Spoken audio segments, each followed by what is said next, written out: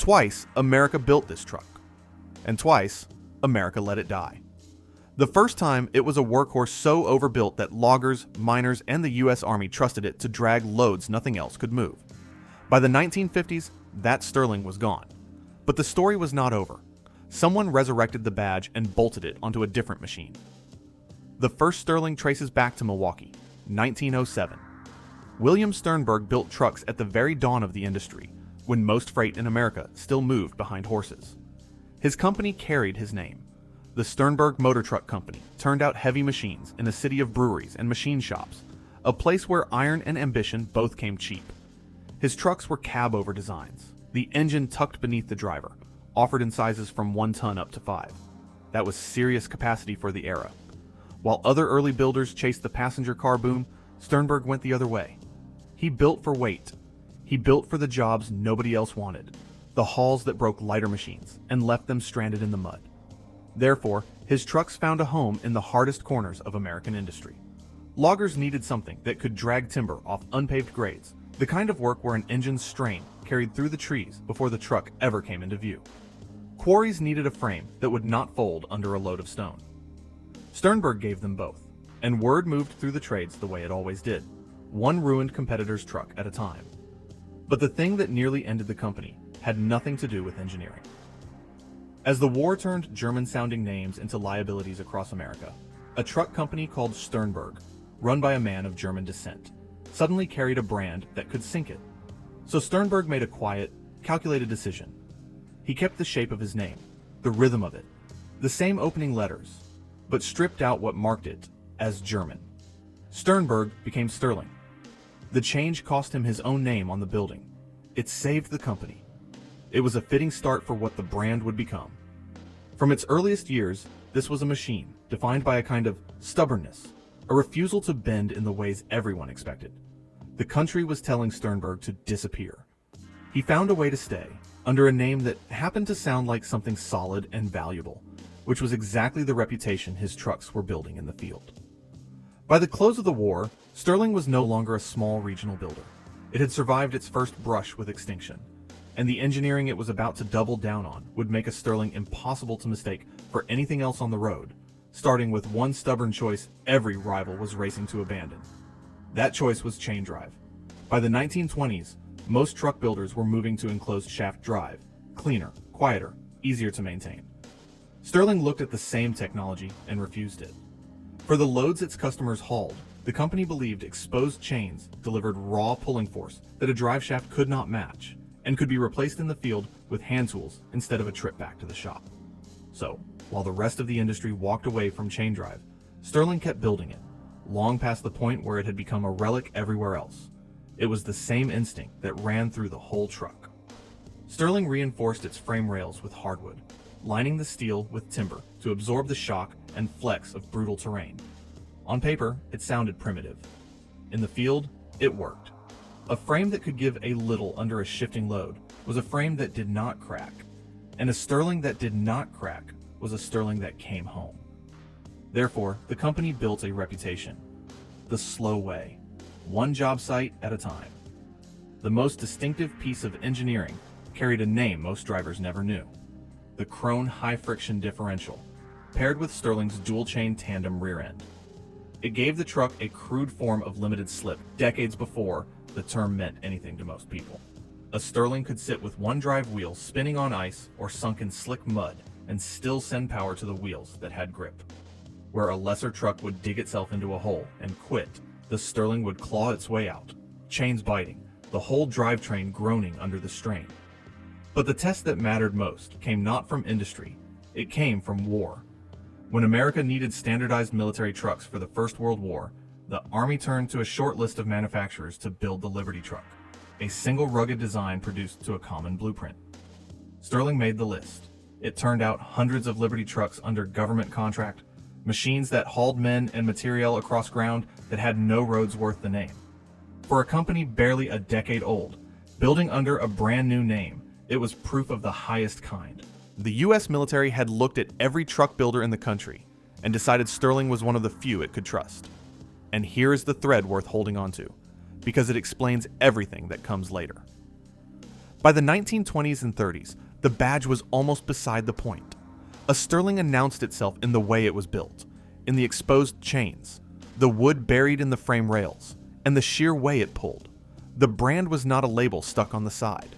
It was the engineering itself, a set of choices so specific and so stubborn that the trucks were unmistakable. Sterling was a thing the trades could recognize by its bones. That fact would matter enormously, decades down the line, when someone tried to bring the name back without any of the bones underneath it. For now, though, the bones were the whole point.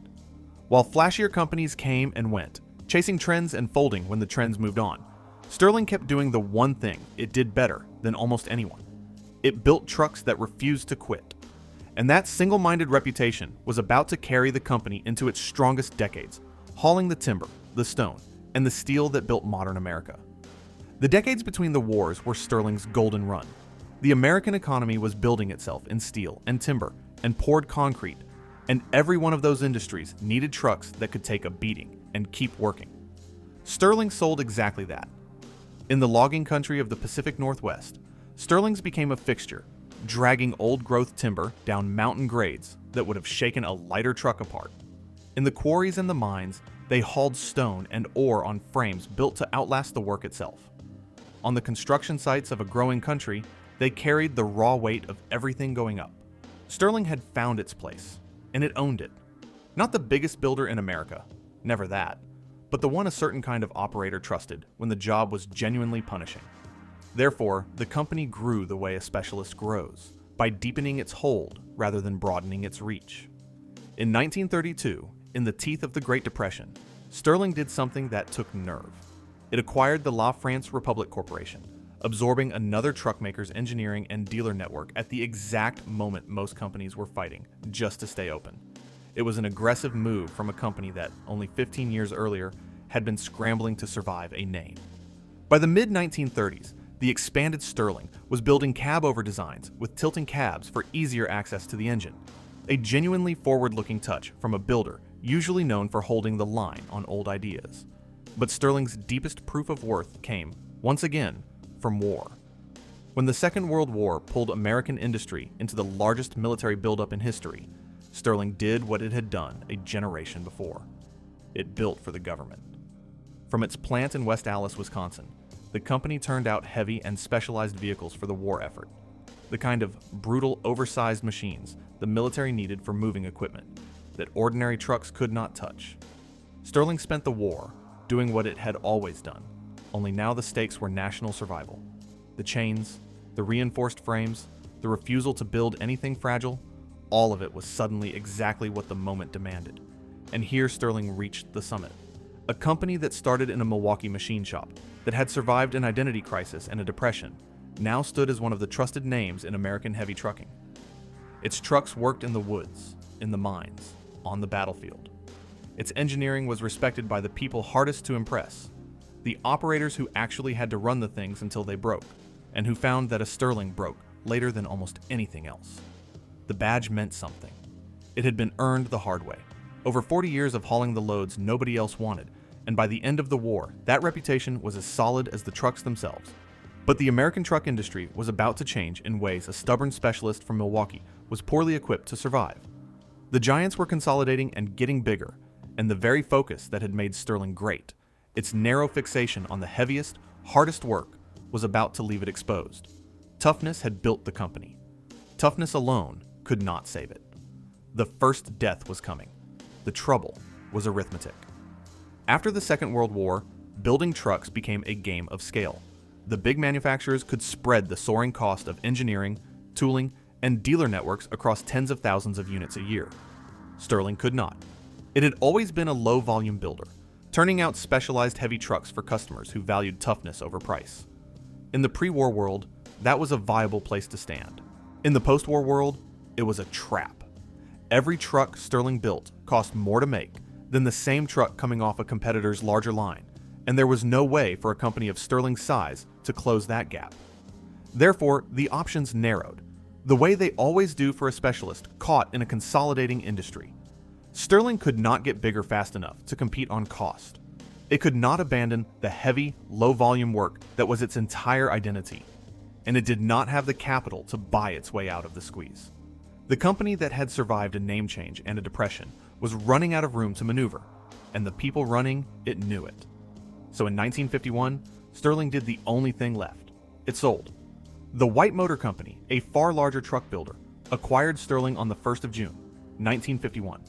For a time, the trucks carried both names. Sterling White, a hyphenated badge that told the whole story in 2 words. The Milwaukee company that had built its reputation on being unmistakably itself was now half of someone else's nameplate, and it did not last even that. Roughly 2 years after the acquisition, White retired the Sterling name entirely. The last Sterling White trucks rolled out around 1953, and then the badge that had meant 46 years of overbuilt, unkillable machines simply stopped appearing on anything new. There was no dramatic collapse, no bankruptcy or scandal, no single catastrophe to point to. That is what makes the first death of Sterling so quietly sad. A brand that had earned its place the hardest way possible, that had survived the things that kill companies, did not die in a crash. It was absorbed, folded into a larger operation, and then quietly switched off because it no longer made business sense to keep it on. The trucks had never failed. The market had simply moved past the kind of company that built them. For decades after, the name sat dormant. The trademark did not vanish exactly.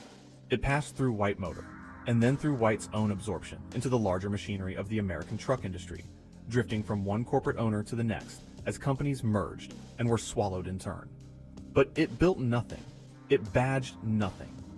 Sterling had become a piece of paper in a portfolio, a dead name owned by people who had no particular use for it, and it might have stayed that way forever. Most retired truck brands do. They become trivia, the answer to a question at a swap meet, a logo on a restored relic at a county fair. But Sterling's story was not finished.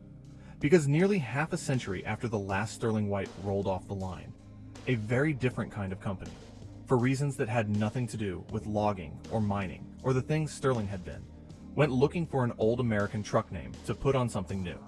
And they found one, sitting dormant, waiting.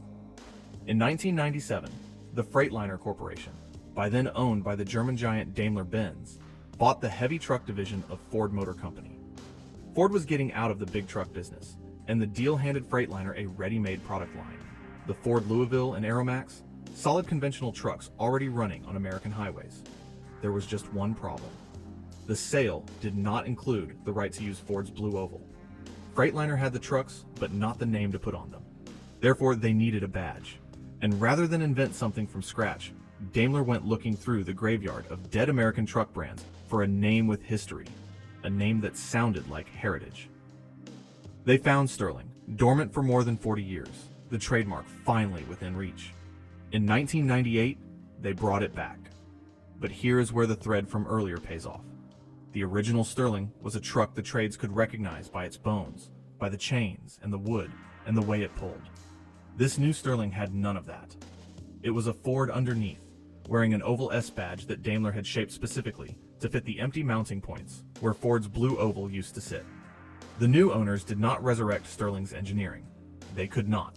That engineering had died in 1953. What they resurrected was the word. A label with a good reputation attached, bolted onto a truck that had never been a Sterling and never would be. For a decade, the revived brand did real work. From a plant in St. Thomas, Ontario, Sterling built capable vocational trucks, the dump trucks, concrete mixers, and refuse haulers that ran construction sites and municipal fleets.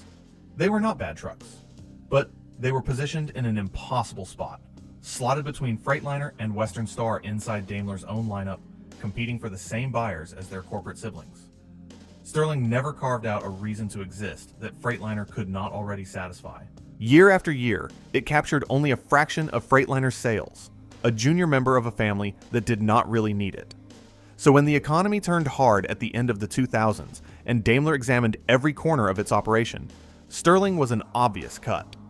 In October of 2008, Daimler Trucks North America announced it would discontinue the brand. The company stopped taking new orders in early 2009, and the St. Thomas plant that built the trucks closed that March. The reasoning was blunt and entirely about arithmetic, the same arithmetic that had killed the first Sterling, that the brand's models overlapped almost completely with Freightliner's, and it had never earned enough of the market to justify keeping it alive. And so Sterling died a second time. The same way as the first, really. Not a crash, not a failure of the product, just a larger company deciding the name was no longer worth carrying. Twice, America built a truck called Sterling. Twice, it walked away. There are two ways to read the story of Sterling, and both of them are true. The first is a tragedy of timing. A company that built some of the toughest trucks America ever put on the road, machines trusted by loggers and miners, and the US Army, undone not by any failure of its own, but by a market that stopped rewarding the thing it did best. The trucks never let anyone down. The world just moved past them. The second is a quieter lesson about what a name is actually worth. When Daimler went looking for Sterling, they were buying a reputation that men in Milwaukee had spent 46 years earning in mud and timber and war, but a reputation cannot be transplanted onto a different machine. The badge came back. What made it mean something did not. The bones were gone, and a name without its bones is just a word. So the next time an old truck rolls past with a script S on a dusty radiator, it is worth a closer look. It might be one of the originals, the heavy haul workhorse that earned the name the hard way, or it might be the ghost that wore it second. Either way, it is a piece of American trucking that the country built, trusted, and then forgot. Twice.